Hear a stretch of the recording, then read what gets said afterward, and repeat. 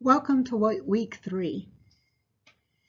The identification of traits that distinguish leaders from non-leaders and good leaders from bad leaders is perhaps the oldest theme in leadership scholarship. That's a quote from the book on page 85.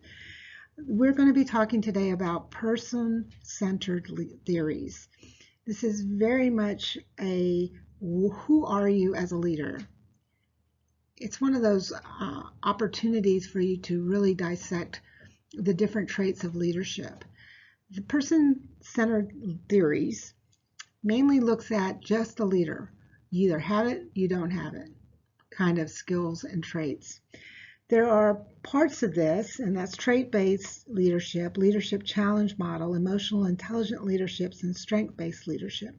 And I will be talking about 2 of these types of leadership theories.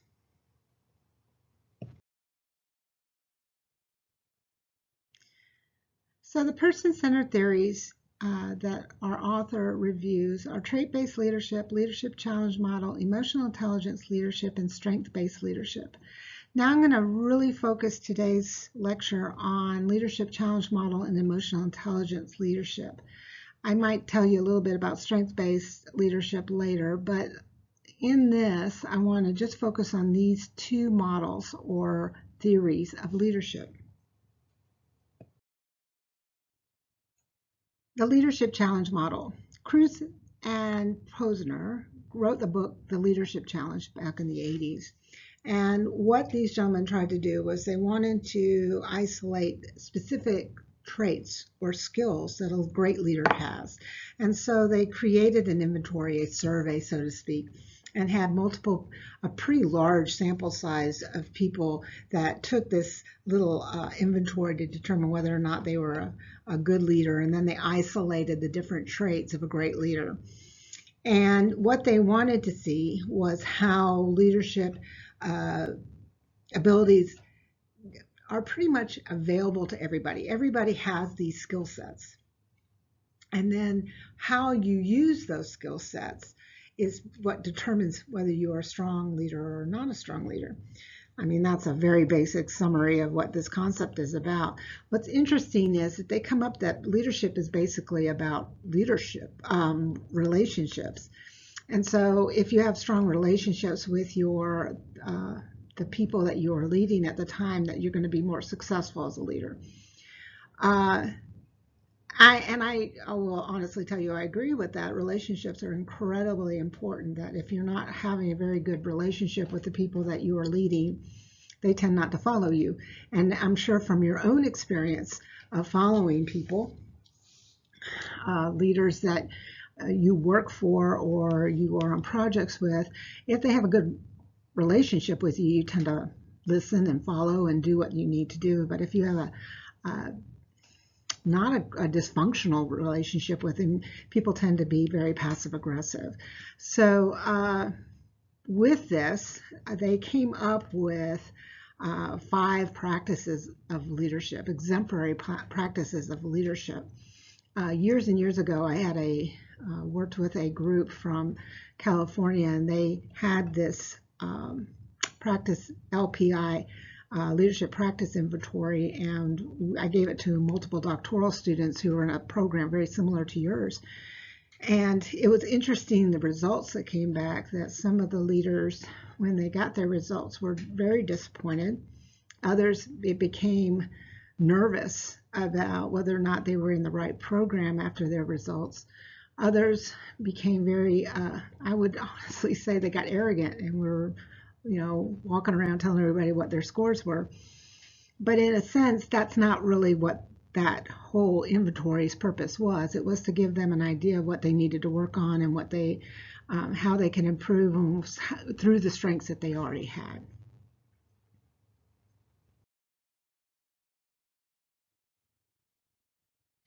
So Kuzna and Posner identified these 5 exemplary practices of leadership.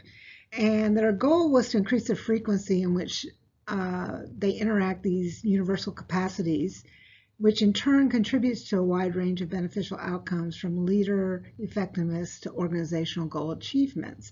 So if you look at the list here on the left, you're looking at the practices that they identified. So they have model the way, inspire shared vision, challenge the process, enable others to act, and encourage the heart. So if you look at model the way, they have the way that what that looks like. The commitment of that practice. So if you look at model the way, number one, it says clarify values by finding your own voice and affirming shared values. Then set the example by aligning actions with shared values. So the big words in there are values. Understanding what your own values are, being able to share those values and be able to act upon those values. So model the way is, do you know yourself? Do you know what you value, what you prioritize, and how does that come through in your leadership practices?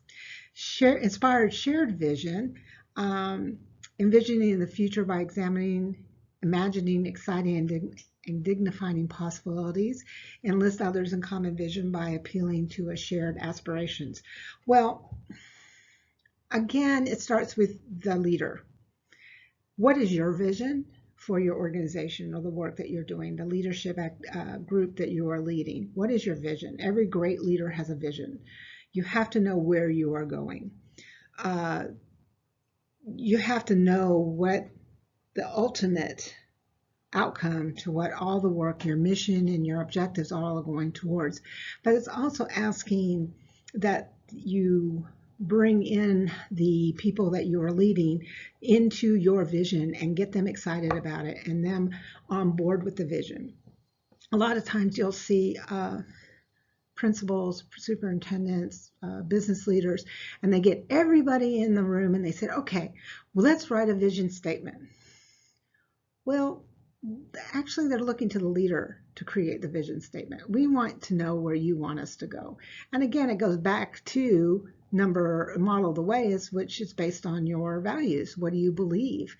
I'm going to tell you, I'm the dean of the University College of Education and Behavioral Science, and my vision is that every single student that we work with, we are going to disciple and in turn have them disciple others.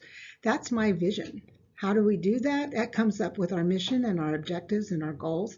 But I have shared that with everybody. This is who I am. I was brought into this position, and my vision is to create disciples. And now my job is to get everybody excited about that and equip them and come up with mission and objectives and goals and objectives, excuse me for the sequence off, but just to get everybody on the road. Challenge the process is the third practice, and it says search for opportunities by seizing initiative and looking outward for innovative ways to improve and experiment and take risks by consistently generating small wins and learns from experience. Challenging the process is just saying overall, we're just not going to do it the same way we've always done it. Looking for new ideas.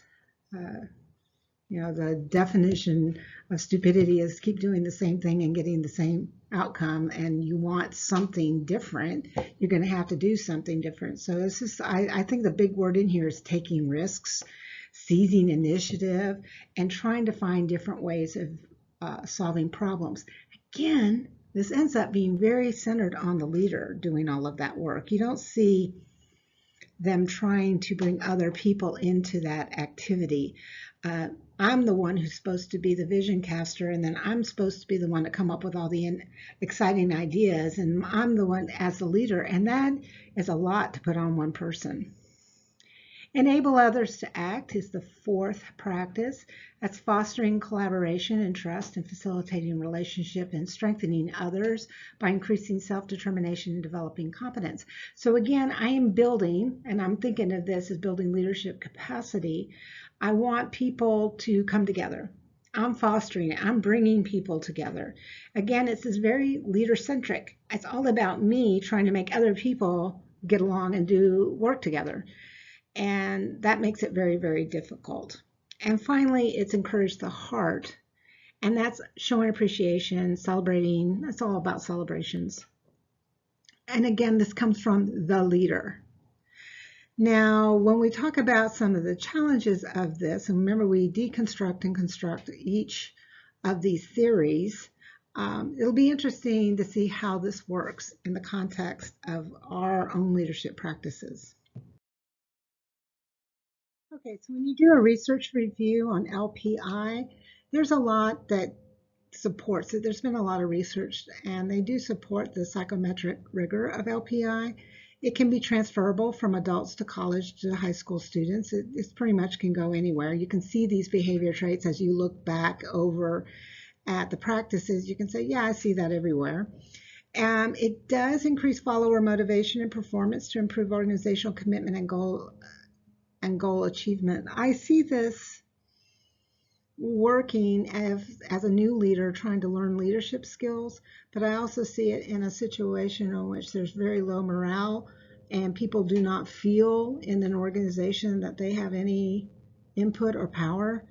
I think where it gets kind of wonky, excuse my term, but it's when the leader takes too much on themselves and they decide that the place can't run without them, and that they're the ones who bring out all of these great outcomes because they think of all the ideas. It's exhausting.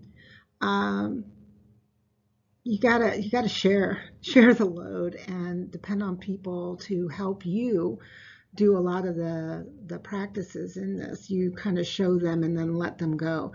It becomes this theory does tend to be, again, a little leader centric. It's all about the leader. What are you doing? Not so much as how you're developing people to do this for themselves. And when they did this research, they didn't take into other accounts of influential, at least we couldn't see the control for the other factors might influence leadership simultaneously in the environment. So it just depends, I guess, in the environment you are in. Again, I'm a little more, as a leader, doing many of these activities if I'm in a group of people that have not been given an opportunity to have independence in their groups. If I was doing a turnaround school, I would be very tight on me directing most of the leadership activities until I could, so to speak, wean them off of me and let them start doing their own and be self-sufficient. That's the strength of that concept. And for a new leader, I think this is a great beginning place of understanding your goals and so forth. But I'd be very careful that you don't get overboard on this and then you're burned out within a year. So again, continue on the strengths and weaknesses. It's very understandable. I think pretty much anybody can read those practices and go, oh, I get that. And it means that leadership is learnable. You can learn a lot of these things. This is great for brand new leaders, people that are just getting in. I like the idea of using this with high school students who are just beginning their leadership journey. Or say you have college students that are just getting out there and becoming leaders. It kind of gives them an idea and a context of what they should be doing. The weaknesses, again, it's very leader-centric. It's really all about the leader and their followers are just doing what they're telling them to do. It suggests universally of the 5 practices, but unclear whether other factors also contribute. And so it kind of leaves you out. Again, it's just all about the leader. And it doesn't really talk about the process or the context. How do you do it?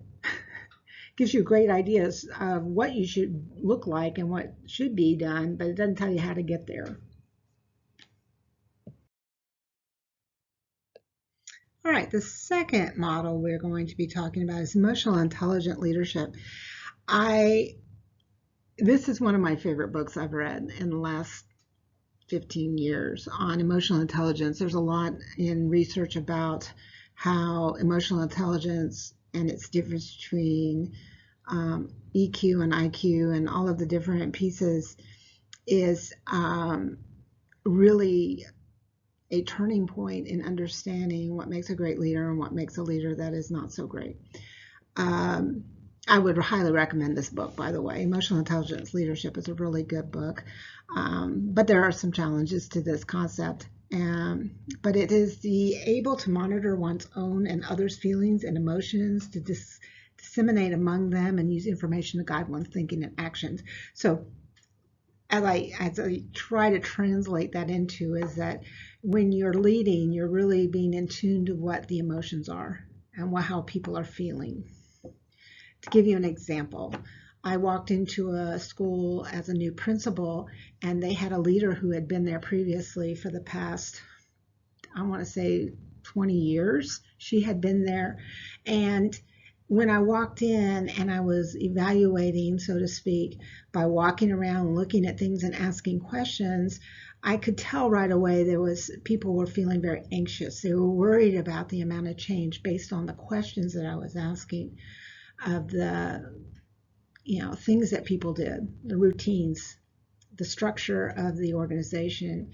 And I had to pull back for a moment and stop and say, okay, I'm asking too many questions, but I'm not listening to what they're saying. I'm taking data pieces in, but I'm not taking into account, oh my gosh, they are totally freaking out. And so that's the main point of this. I'm trying to monitor your own feelings. And my feeling at that time was, oh my gosh, I got to turn this school around in 2 years. And having to gauge their response is, oh my gosh, I'm not working hard enough, and this person's going to fire me in a year. So it's just being able to guide my actions and thinking and understanding that this can't be something I do in a few months. This is going to take a few years for me to help that change. Okay, so the assumption of leadership is that leadership is learnable. Again, leader-centric. This is about the leader learning about themselves and the leader leading, so to speak. Its focus is on positive change, relational, very big on relational, requires meaning and ongoing reflection. That reflection piece, I know that you have some assignments, and we're asking you constantly to reflect on your own leadership, to step back and look at the situation that you were in and figure out, what did I do, what did they do, and how could I improve that behavior?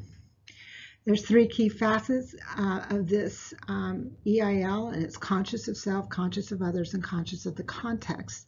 19 capacities. And it encourages individuals to assess the environment and to adjust the frequency of use of each of those capacities. So you're going to see that more in the additional slides as I break down the 19 capacities.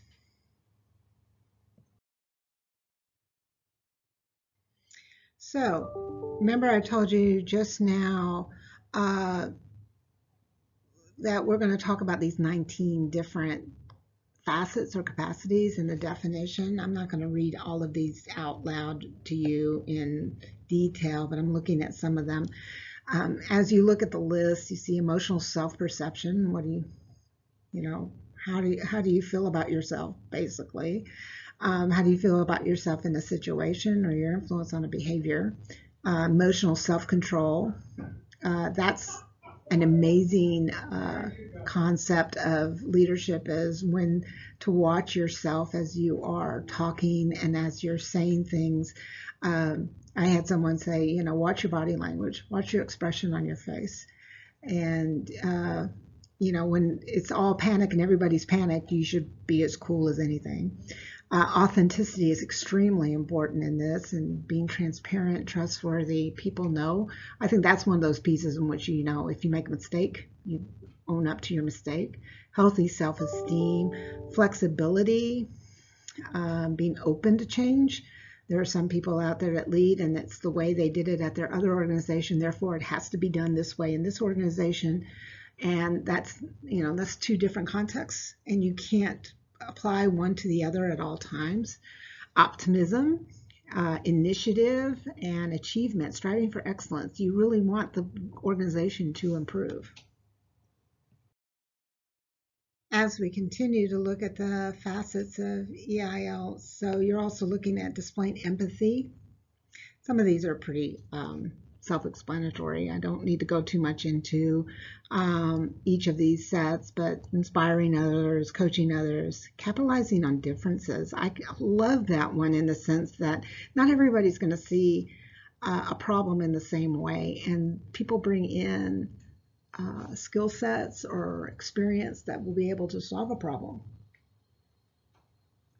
Developing relationships, building networks, trusting relationships with everybody, demonstrating citizenship, managing conflict, and facilitating change are probably the two hardest.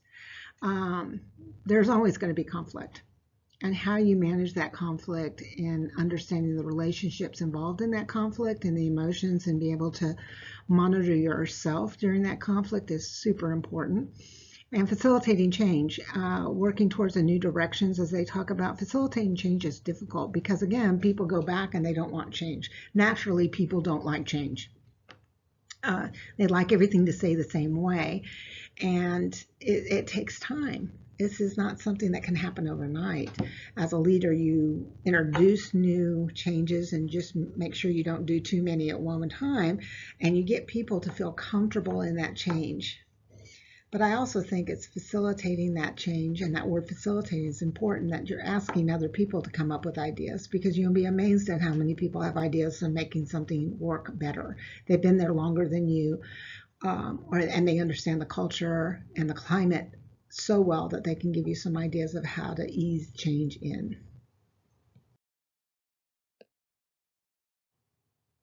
Okay, finally, conscious of a context, awareness of the setting of the situation, the analyzing the group, interpreting group dynamics, understanding where people are coming through as a group, and every group is a little different.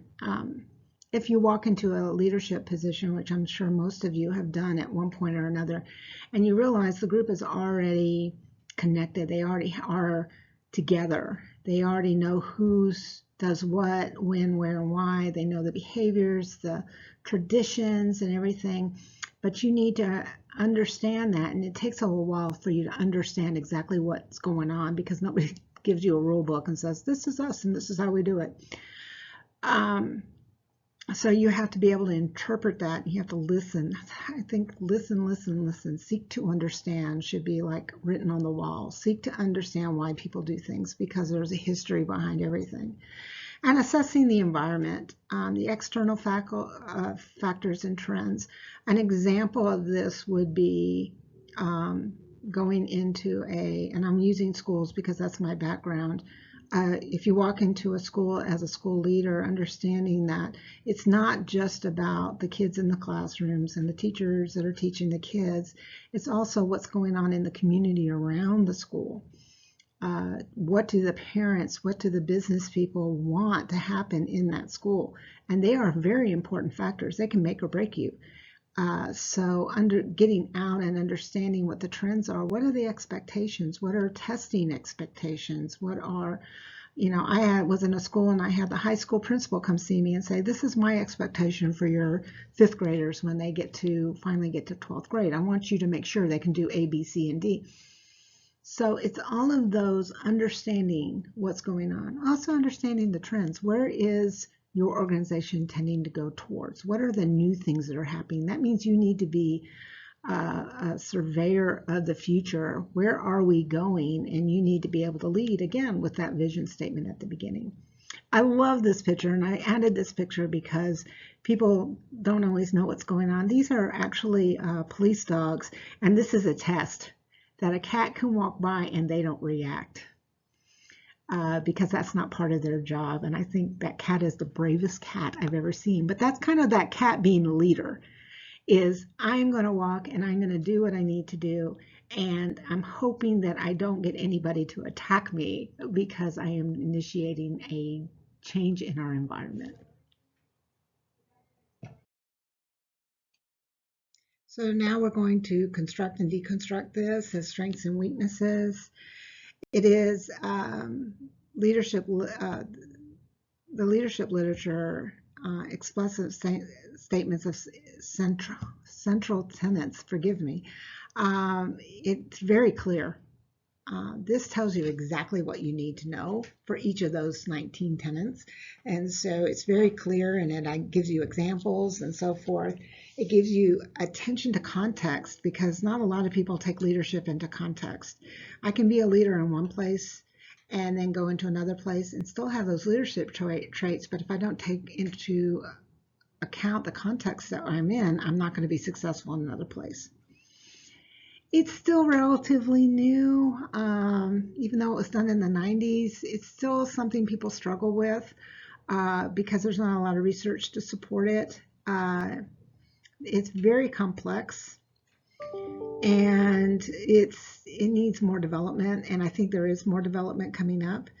And its absence of attention to considerations associated with power and social location. So we're talking about the difference again between power and authority. And there are people that have power, and their power is based on what they are in that social location. So to speak, the power of a principal in a school, the power of a manager of a clinic. I mean, there's power there and authority, but that power and that location of where that person is very, very important. I don't want to leave EIL until I go over the conscious of self, conscious of others, and conscious of context a little more in detail. Conscious of self is being able to identify who you are, your introspection, your reflection on who you are as a leader, and that's always going on. You never stop doing that. Every leader should be stopping at one point and saying, okay, how did that go? Did I do it well? Asking for input. I always ask people, did I sound right? Did that come across well? Just my emotions, my abilities, my perceptions. I need to be conscious of what I am hearing and seeing and fighting bias. Conscious of others, awareness of what other people are doing and how they are feeling, and how am I gauging those emotions and of the people that I am leading at the time. And finally, conscious of context.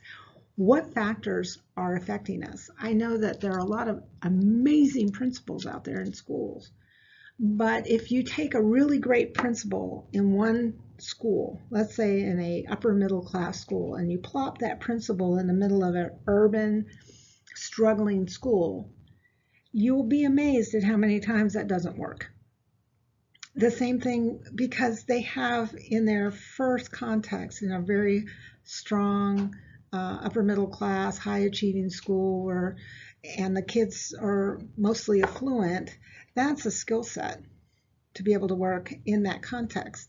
But if you plop that person in the middle of an inner city where the school is primarily low SES, and then they have a hard time understanding, and it doesn't always translate. That leadership skill doesn't always translate. And so I love it when I see this, because it pops into me, not that I love this, but it just solidifies my own theory of leadership, that leadership is based on the context that you're in. And you see superintendents in districts that go, well, that principal's terrible. No, the principal's just not working in the context that they're used to working in. I see that in teachers when they close down a school and bring in all new teachers.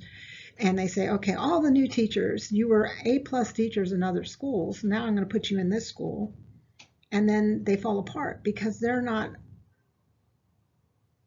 comfortable in the environment that they're in. It's not the same that they know of. It's just totally different.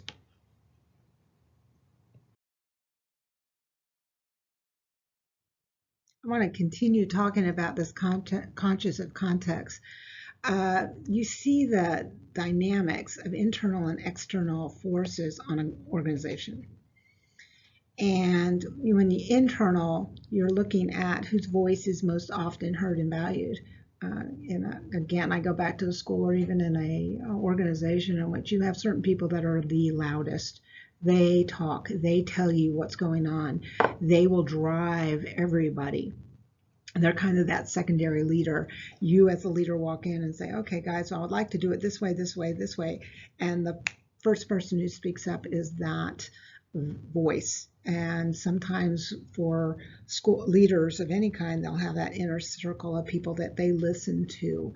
And that can be difficult at times if you're relying on those people who are directly around you and you're not hearing the voices outside. But then we also talk about the external dynamics and forces, which is what's going on in the community around you. And that is so evident now as we look at what's happening with mental health issues in schools and in organizations in which we have very strong issues arising that are coming in and forcing action on a group. I will give you an example. In Texas right now, in response to the mental health issues that we are having and school shootings and disruptions in schools and the community, they're now requiring teachers to take additional training in mental health to be help identify children and teenagers in that are troubled or having difficulty being able to identify that. So that's the external dynamics and forces that are trying it. It's very political right now because they're feeling like teachers are the ones to make those identifications. And then you have the internal forces and voices, and the teachers are saying, wait, I'm not trained well enough. A 4-hour, 8-hour workshop on a Saturday is not going to help me identify issues and help children. And there needs to be more that happens. And so there's that push and pull between external and internal dynamics that really affect an organization.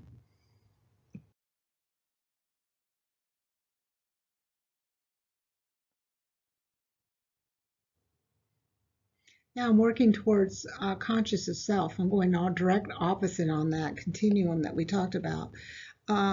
What do you know about yourself? What are you assuming when you walk in? What are your biases? And I think biases is going to be a big topic. Everybody has a bias. Everybody. You walk into a room and you see somebody and you automatically make assumptions and biases. What's your perspective on a situation? And this is where we're asking people to go an ongoing process of reflection. I mean, learn about what you're thinking and identify that process. There's an exercise that we do in the residential class, which I wish I could do in this group that's online, but we ask you to list out 10 people. Just list 10 people that you follow, that you trust, that you believe in, that if you have a problem, you could go to one of these 10 people. After you write down those 10 names, then write down their gender, their race, and their education. Once you do that, look at the trend and you have identified your bias. So you select that you're a woman and you selected all women. Let's say you selected all, if you're a woman and you selected all white males who have doctorate degrees. That's your bias. And it's difficult when you have to sit back and go, oh, wow, ouch. I thought I was so tapping into a diverse population and getting different points of view, and you tend to go where it's safe, where your safe spot is, which reveals where your bias is.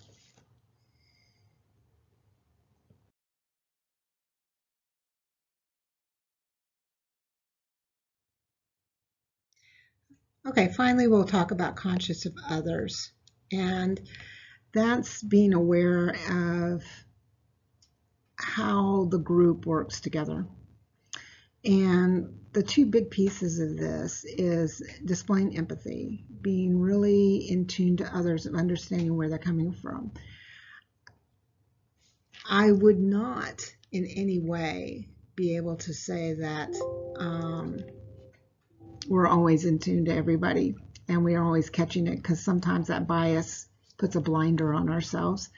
But being able to identify what people are valuing, how they're responding to the emotional and physical cues of other people. I've been in meetings and I've been giving a presentation on a new concept that I am introducing, and I can look at people as they cross their arms. I've watched people all of a sudden on their phones, and I can pick up, okay, you're not with me, and there's a reason, and I have to stop in the middle and say, okay, stop. What are you feeling right now?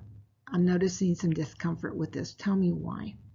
And let's talk about this. I have to open myself up to getting that feedback right away. And again, social perspective taking is understanding one's frame of reference. Where are they in the world? You know, I can't walk into a low-income school and say, all right, we're going to require all children to bring in laptops. Well, I haven't taken into account that this is a community that the children cannot afford laptops. Why would I bring that? It's constantly bringing in that conflict that I don't want to bring in. So being able to ask questions and see what I need to know about that group of people. This is the end of week 3 slideshow. I hope this helps a little bit. If you have questions or comments, please go ahead and comment to your professor that is teaching the class. Send them a note or a message, and we appreciate your feedback. Have a great week.